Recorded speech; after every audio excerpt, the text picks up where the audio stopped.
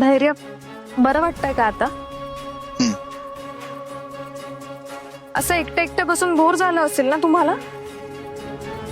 माहितीये मला. बघा की तुमची किती काळजी आहे हे दाखवून ती सावी फक्त नाटकं करते. नाही म्हणजे तुम्ही घरी आल्यावर लगेच बाहेर पळाली. म्हणजे जराही तुमच्या बाजूला बसवलं नाहीये तिला. संपली तिची नाटकं आता. हिरा, हे सगळं बोलून माझं डोकं खराब करायला आलात का इथं? नाही धैर्य, ते सोडा.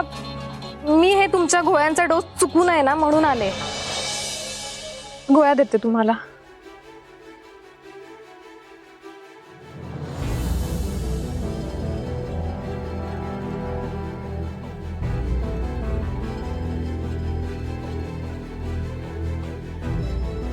तुम्ही ही गोळी घ्या, मग मी तुम्हाला हे पुस्तक वाचून दाखवते. म्हणजे तुम्हाला छान झोप येईल.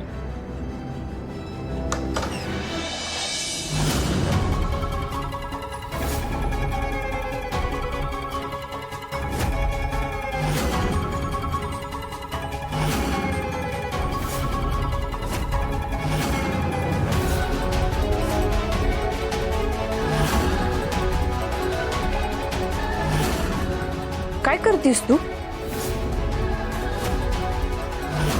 काय करतेस म्हणजे दिसत नाहीये का तुला?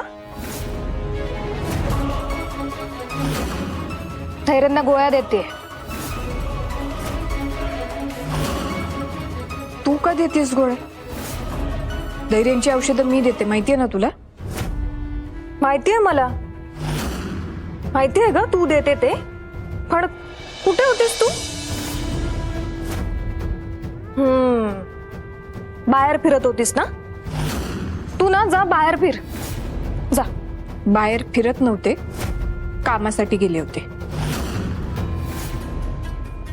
तुला काय कळणार ना काम? जाऊ दे.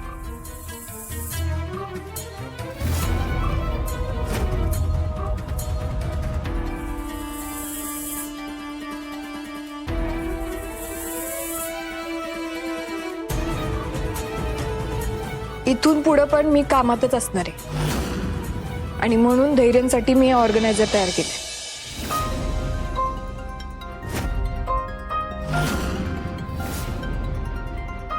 कारण धैर्यांच्या डोस बाबतीत मला कसलीच हयगय झालेली चालणार नाही.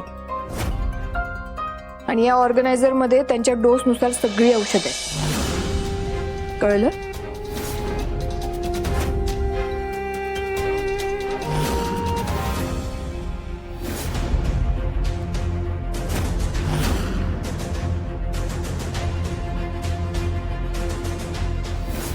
हे काय? ही कसली औषध आहेत? मी तर ह्या गोळ्या ऑर्गनायझर मध्ये पण टाकल्या नव्हत्या. आणि डॉक्टरांनी पण काही सांगितलं नाही या औषधांविषयी.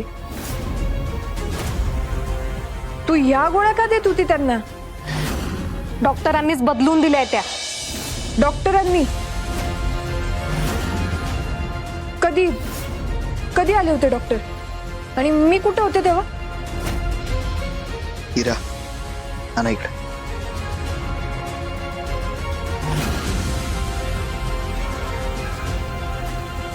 आणि हा, ही अशी कोरडी काळजी आणि उगाच्या चौकशा करायची काही गरज नाहीये. सगळी नौटंकी ना चांगलीच माहितीये मला. ते सांगतायत ना की डॉक्टरांनी गोळ्या बदलून दिल्यात म्हणून.